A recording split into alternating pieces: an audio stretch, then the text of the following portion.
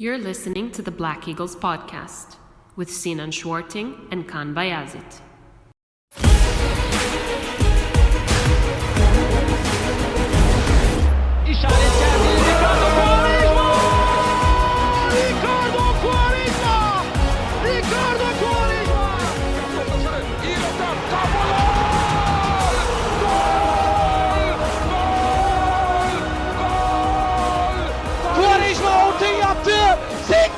Gol!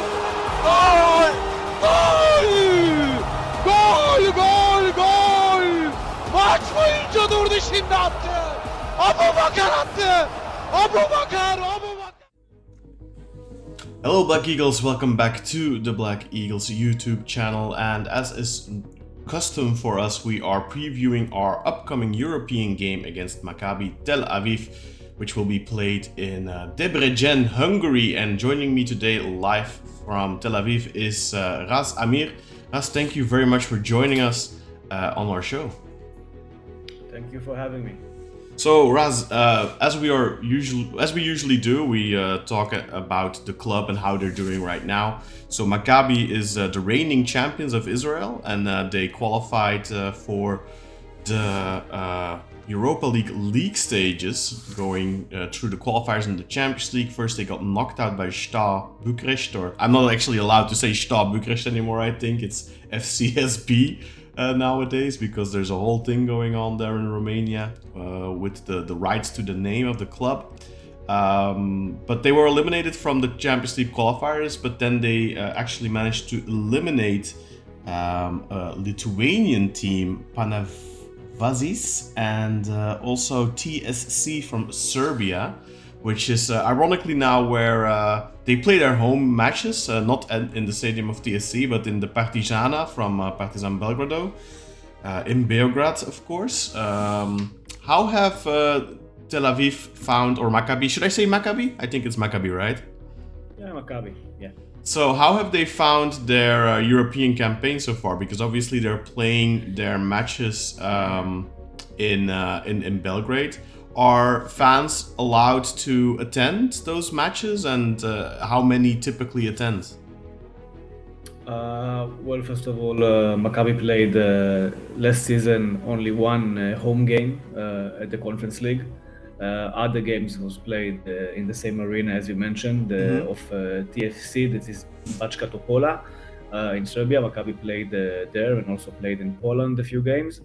But this season, the UEFA basically said they're requesting a better facility. So Maccabi chose the stadium of Partizan. In terms of fans, there is no limit. I mean, how many that you can bring, then it's possible to get inside of the pitch. But as far as flying prices and everything from Israel to Belgrade, it's not easy. It's not cheap. So basically, in most of the games, I don't think there are more than 500 in the stands coming from Israel.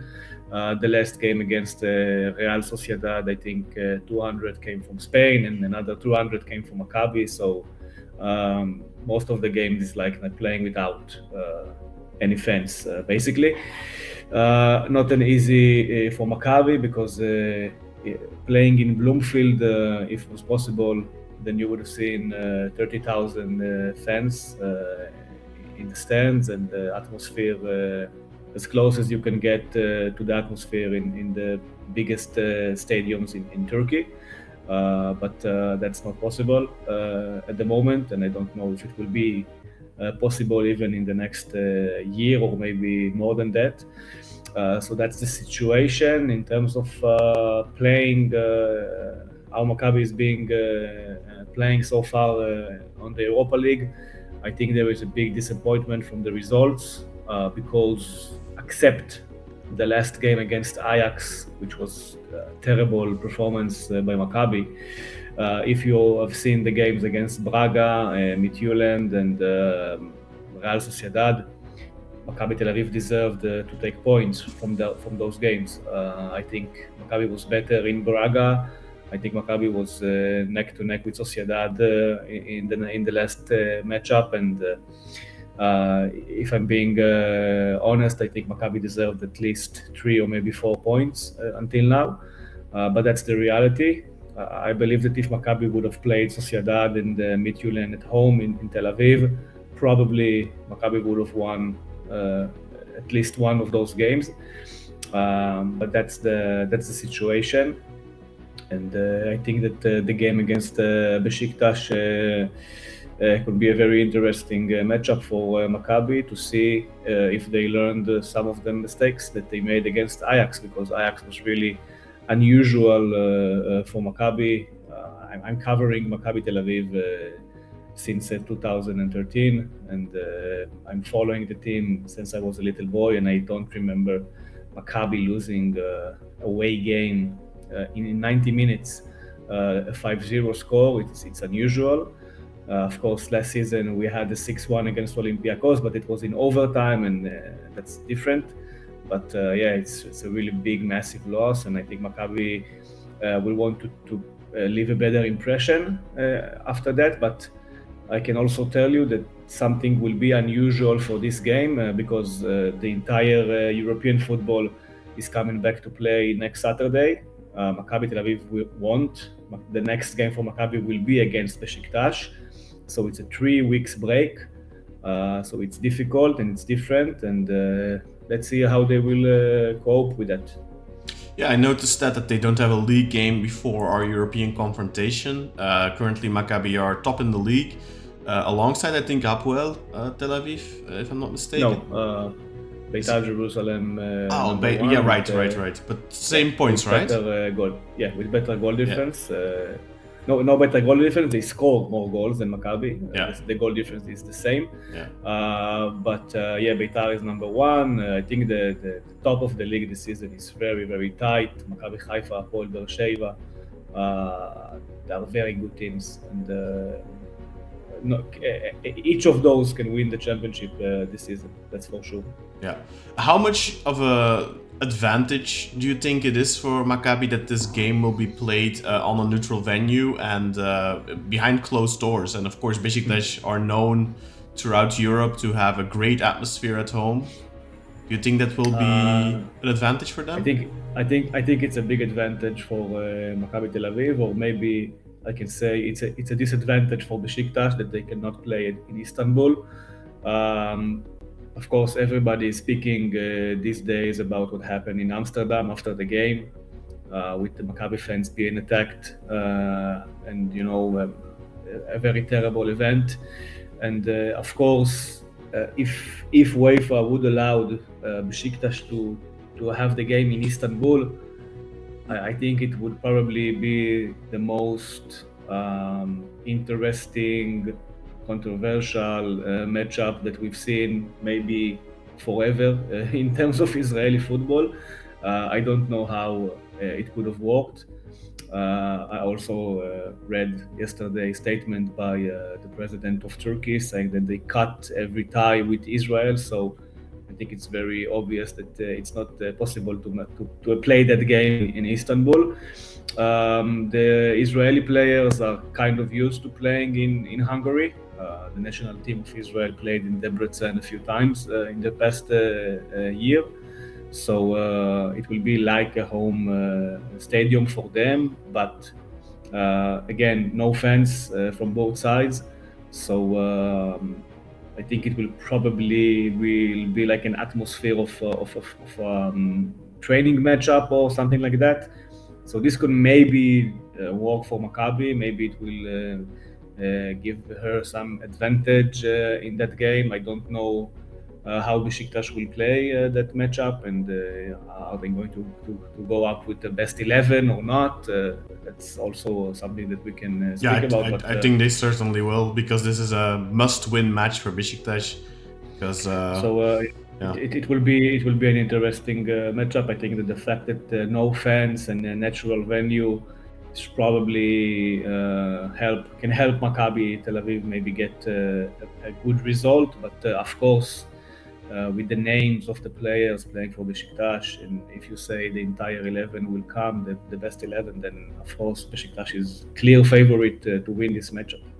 Do you think UEFA should have separated Turkish and Israeli teams during the draw like they did for Ukrainian and Russian teams for many years before the war in Ukraine? For sure, I think it was not a smart decision, and obviously there are other countries that are not being drawn together. There was the situation previous year with Azerbaijan, and I think I can understand. I can understand the decision by UEFA because they wanted to show that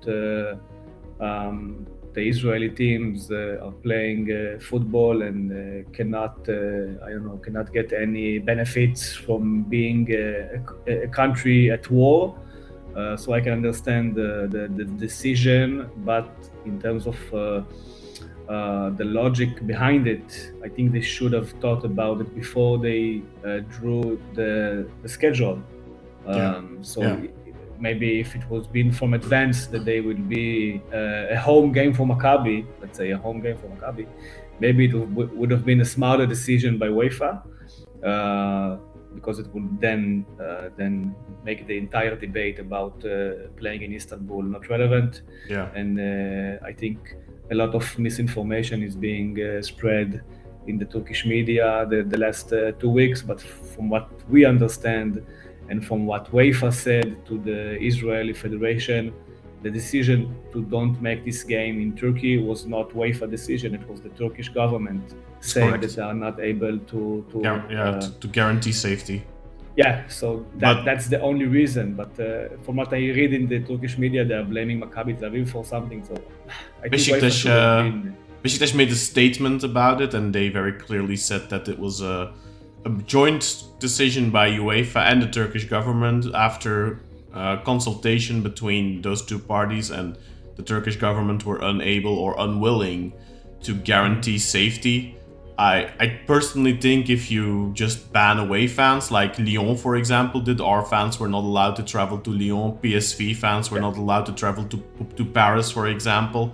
If you do that, I don't think it should be that difficult to, within reason, of course, guarantee the safety of the team and the staff and all that. It's always within reason, I think, because you can never 100% guarantee anyone's safety, really, right? Yeah, but in terms of logic, if we look at the schedule and the matchups, it took a home game from Beşiktaş, and for Maccabi, this is no different because Maccabi play without fans normally. So you could have, messed with the schedule a little bit. Make it a home game for Maccabi, then Beşiktaş will be a home game against another team, and that's it. I think this should have been really simple to just separate the clubs from the countries, because this feels extremely unfair for Beşiktaş from UEFA's perspective. I mean, because this is a very important match for them. I think Maccabi was probably one of the lower seed teams that Beşiktaş drew. So this, in theory, should have been an easier match, quote unquote, of course, with all due respect. And in front of our home crowd, I am pretty confident that we would get the 3 points. But now without fans, and Maccabi definitely aren't a pushover team. The Ajax result, that's just a flash in the pan. I think if you look at the other games, they were very competitive, narrow losses. So I don't think it will be an easy game for Beşiktaş at all, especially now under these conditions. And it really feels, whether it was the decision by the Turkish government that ultimately decided the fate of the match, I still feel like UEFA dropped the ball and shortchanged Beşiktaş.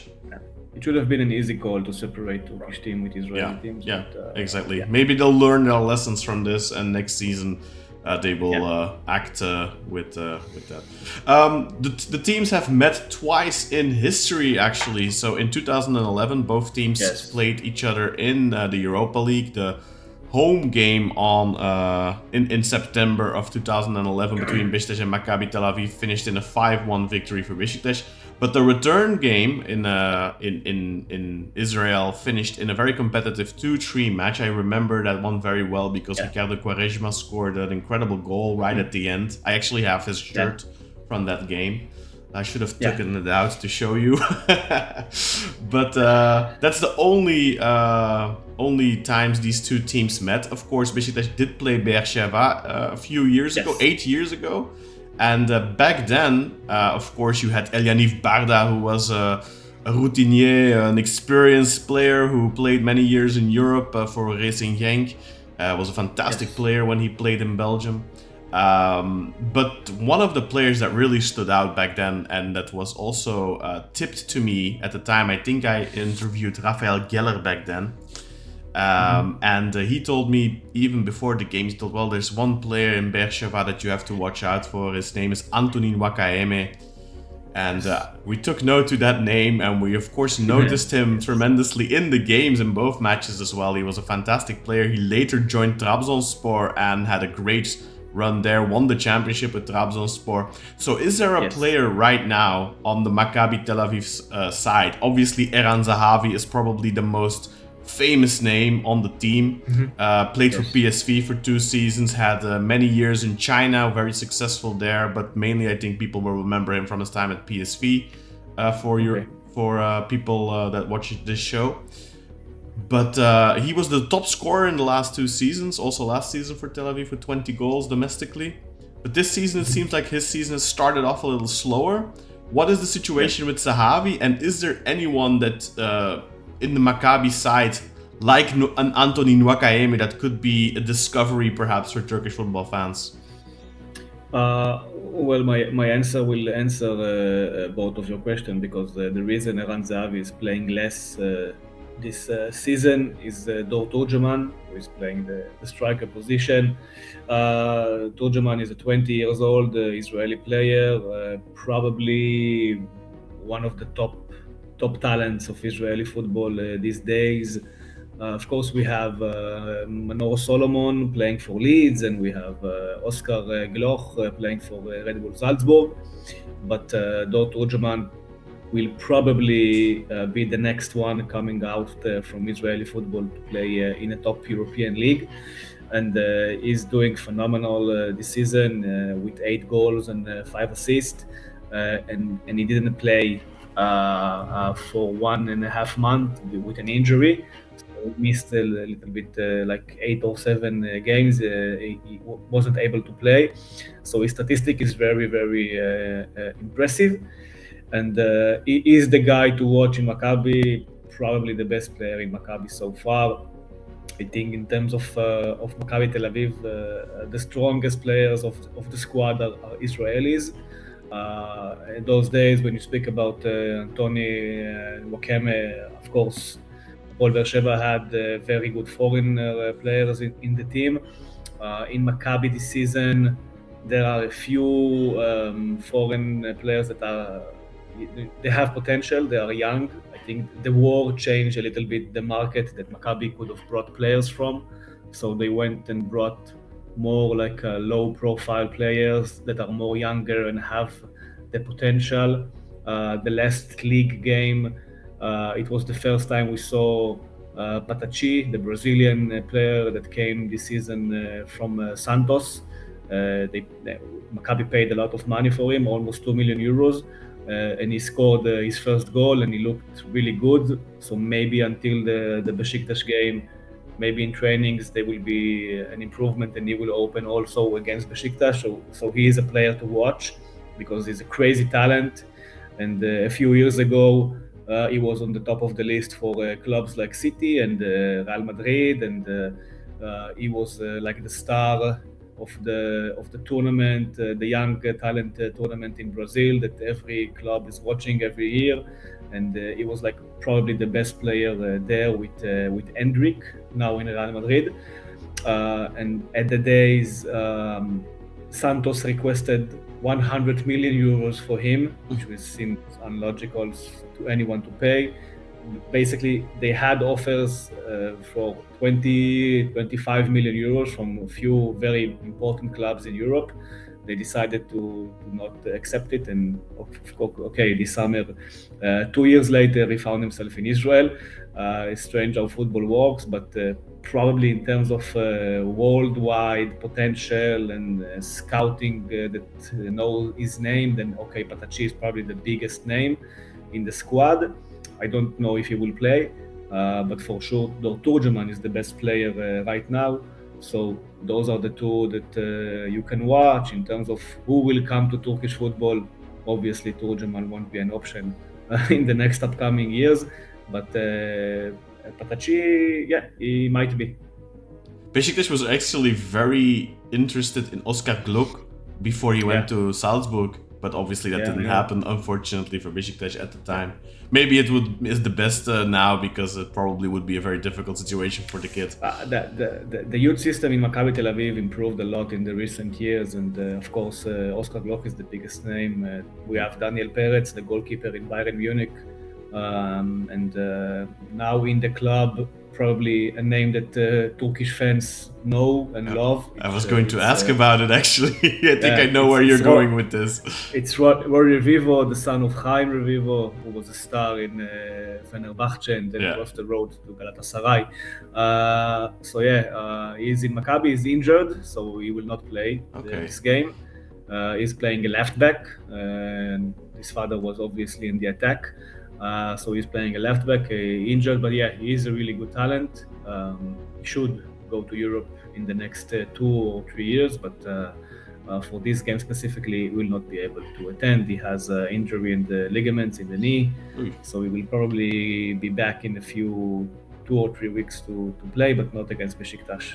So are there any other players, important players, that Maccabi will be missing for this match? Well, we need to see how the break goes. If someone will be injured in the international break, Israel is playing France and Belgium in this upcoming window. But no, so far the only injured player is Revivo. And let's see if everybody will come back healthy from the national team. Let's talk a little bit about their coach. It's a 42-year-old Serbian, Žarko Lazetic. What can you tell us about Lazetic? What type of coach is he? What type of philosophy does he have? And how does he set up his team to play? What type of football do Maccabi typically play? Yeah, well, Maccabi is, as you can see, not only playing in Serbia, also really like the Serbian market. I think it's maybe because the Serbian people don't have any fear of the conflict or being in a country that is usually in war. So we go a lot for the Serbian market. Žarko Lazetic is basically the third Serbian coach that Maccabi brought in the last 7 years. We also had Vladimir Ivic before, and Mladen Krstajic also was in Maccabi before Lazetic. Basically, his profile is lower than previous coaches. Ivic was successful in PAOK Saloniki, he won the cup. Krstajic was the national team coach of Serbia. Lazetic, he trained Bačka Topola, which Maccabi played in this summer in the playoff round. He was the previous coach there, and he trained small teams in Serbia and had a really big success in those teams. He was able to get those teams to the top of the league in Serbian league. In terms of how he plays his football, he is a very 4-3-3, straightforward, loves the possession, loves to move the ball, loves to press very high, like one-on-one, man-to-man kind of marking on the press. He very believes in playing through the wings. You almost don't see Maccabi playing through the middle, which is unusual. He believes in playing throughout the wingers. But the game against Ajax, I think, changed something because the last game in the league, Maccabi Tel Aviv, they won 4-0, and it changed a little bit. It changed the formation. It changed the build-up style of the team. So and it was only one game, and then automatically the break. So we need to see. It will be a very interesting to watch how he will go to the game against Beşiktaş, because he played. If you look at the lineup, it seems like a 4-3-3 normally, okay, but one of the defenders was basically a central back playing on the right. So when Maccabi built up the game, it was a 3-5-2 for the first time, basically, since the season began. So it will be interesting to see if it will follow also for the Beşiktaş game. And so far, I think Lazetic, in terms of results, is probably okay. In terms of his football, not so much. I don't think the Maccabi fans really appreciate the style of play from Maccabi. I don't think the Maccabi fans appreciate the way he, let's say, behave with Ran Zahavi. He's not really letting Zahavi to play too much, and overall not so good in terms of how he's been seen in terms of fans and media in Israel, but he has the potential, and maybe the last change that he made in the formation will take him to a better road, and then of course everything will change. But if you would have asked me after the Ajax game what will be with Lazetic, I think that I would have answered that if he's losing the next three or four matches, then he might be gone from this team. But then he won 4-0. It was a very convincing win. So let's see. He's on a big test now in terms of how we will play against Beşiktaş and the other league games in December, because even though he's in first place, the quality of Maccabi wasn't good in the last few games. What would you say are the weaknesses of the team that Beşiktaş need to try and exploit? Where are Maccabi vulnerable? Well, basically the defense of Maccabi is not doing well. The two centrals, they have a good potential, but a lot of mistakes, especially in corner kicks, set pieces. I think they are not really doing a good job. Fortunately for Maccabi, we are not very good at that. Yeah, okay. So yeah, that's the main issue for Maccabi. The set pieces, the way they mark in the box, it's like a zone marking, so it's not really working so far. I think that in terms of in the games in Europe, except the Ajax games, in all of the games in Europe, Maccabi tried to press high in a 4-4-2 formation, and teams that were able to get outside of the pressure found themselves many meters of space to run with the ball. And in those moments, you can see the difference between the level of the players and the physical ability. So if Beşiktaş will be able to get out of the pressure, of the high pressure of Maccabi, because this is something Lazetic always does. He press high, no matter which opponent he face. So if you will be able to get out of the pressure and use the meters that you will be given, then you can catch Maccabi off guard, because they're not the pace is not high enough in terms of European football, and the quality is not even close to the level of the player of Beşiktaş. So that's probably will be the main issue, unless the coach will surprise and for the first time this season will not press and will stand low, and in that case it can be very interesting to see how Maccabi will be able to defend this type of matchup. Okay, that sounds all very interesting. Raz, thank you very much. How is this match being viewed in Israel? I'm not politically or anything like that, but like in terms of the level of opponent, and are people looking forward to this match? Are there any players in Beşiktaş that the people are perhaps looking forward to seeing? Well, of course, it's a shame that we cannot play this game, in Tel Aviv, because then I will obviously Ciro Immobile will be greeted by a lot of fans, Immobile is probably the top name that Israeli fans knows from the Serie A and from the games. So he's probably the one everybody is trying to will be wanting to watch and to see him. In terms of how the Israeli people or Israeli media is looking at this game, I think that after what happened in Ajax, I think people will look more about Maccabi and to see if they are not getting another big loss. But in terms of players from Beşiktaş, of course, Immobile is the top, and everybody knows him and loves him. And yeah, it will be interesting to see him play. He should be back normally, as should all other players that have missed the last couple of matches. Unfortunately, Beşiktaş had some injury issues, and that cost them some bad results in recent weeks. But Rashica should be back, Immobile should be back, so normally speaking, they should be back at full strength. Of course, not permitting any injuries during this international break. Knock on wood that doesn't happen, of course, because I know Beşiktaş fans are eager to see the team at full strength again.